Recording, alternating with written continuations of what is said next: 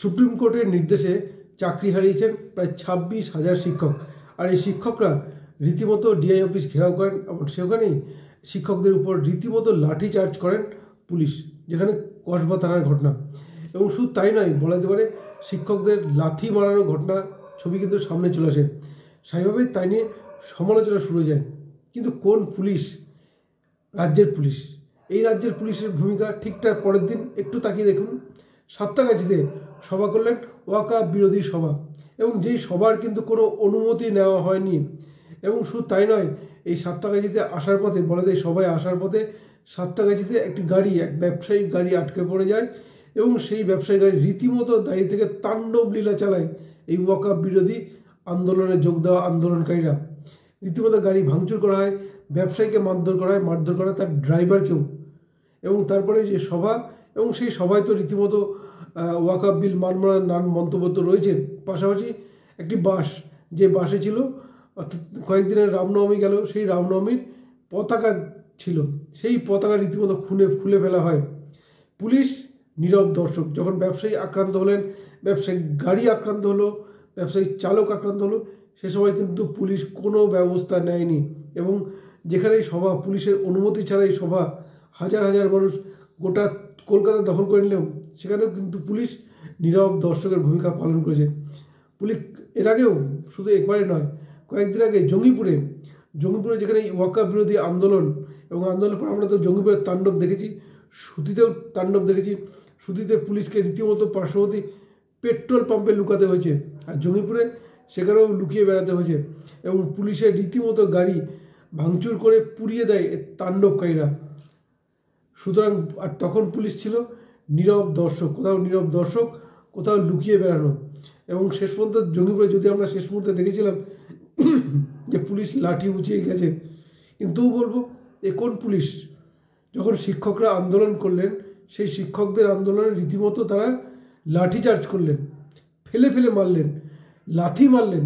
আর এই বিশেষ করে যখন ওয়াকআপ বিরোধী, অর্থাৎ দেশে যখন আইন প্রতিষ্ঠিত হয়ে গেছে, যেখানে লোকসভায়, রাজ্যসভায় পাশ হয়েছে, রাষ্ট্রপতি সই করেছে, কেন্দ্র সরকার বিজ্ঞপ্তি যে ওয়াকআপকে সংবিধানে চালু হয়ে গেছে সারা দেশে, ঠিক সেইখানে এই ওয়াকআপ বিরোধী আন্দোলনে যখন আসার পথে তাণ্ডব লীলা চালালেন, যখন এক ব্যবসায়ী আক্রান্ত হলেন, পুলিশ নীরব দর্শকের ভূমিকা পালন করেছিল।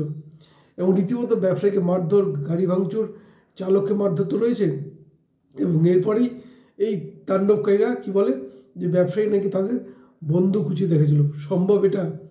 যেখানে তারা হাজার হাজার মানুষ এই আসছেন ওয়াকআপ বিরোধী আন্দোলনে, সেখানে কোনো ব্যবসায়ী গাড়িতে বন্দুক দেখাবেন? এটা সম্ভব হতে পারে? সুতরাং আর পুলিশ কোনো ভূমিকাই নেয়নি। কিন্তু পুলিশ ব্যবস্থা নিল কোথায়? যখন শিক্ষকরা আন্দোলন করলেন, তখন তারপর লাঠি চার্জ করলো, তাদের লাথি মারা হলো। এই তো বাংলার পুলিশের অবস্থা। কারণ যখনই এই যে বললাম তারা জিহাদি না জঙ্গি, সেটা তো এখনও প্রমাণিত নয়, কিন্তু যেভাবে তাণ্ডবটা চালালেন, যেভাবে রামনবমীর পতাকা খুলে ফেলা হলো, এবং যেখানে পুরো কলকাতা অনুমতি ছাড়াই যেভাবে দখল করে নিল, দেশবিরোধী নানান মন্তব্য করা হলো, পুলিশ সেখানে কোনো ব্যবস্থাই নিল না। আর এই পুলিশরা শিক্ষকদের উপর লাঠিচার্জ করতে যায়। পুলিশকে বলবো মেরুদণ্ড সোজা করুন পারলে। কারণ এই যে তাণ্ডবকারীরা, যারা আজকে সাতটাগাছিতে ব্যবসায়ীকে আক্রমণ করলেন, যারা রামনবমীর পতাকা খুলে ফেলেন একটা বাসে, রামনবমীর বাসে কোনো বাসে পতাকা রাখা যাবে না? এ কী ধরনের নিয়ম? কোথায় আছি আমরা? এটা বাংলাদেশ নাকি না পাকিস্তান? এটা ভারতবর্ষ।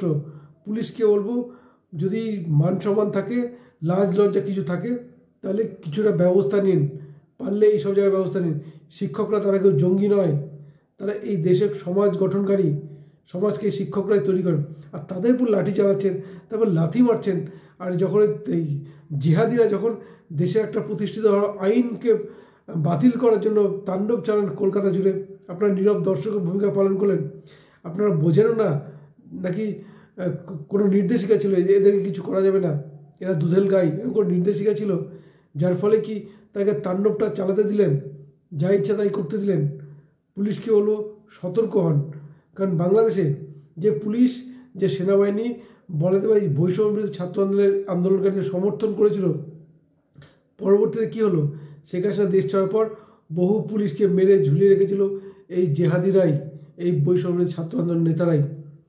সুতরাং পুলিশকে বলবো, সতর্ক হন, নিরপেক্ষভাবে কাজ করুন, সঠিক দৃষ্টিতে সবাইকে নজর দিয়ে দেখুন। ধন্যবাদ।